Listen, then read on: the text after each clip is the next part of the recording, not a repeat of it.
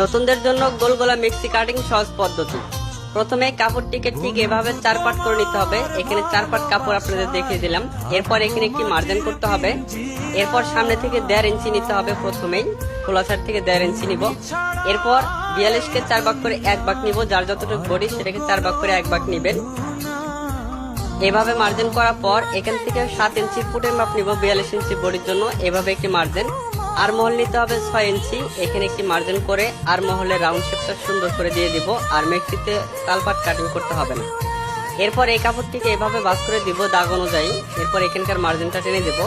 এরপর গলার পাশে 2 ইঞ্চি 2 পয়েন্ট নিব। আপনারা চাইলে 2.5 ইঞ্চি নিতে পারেন।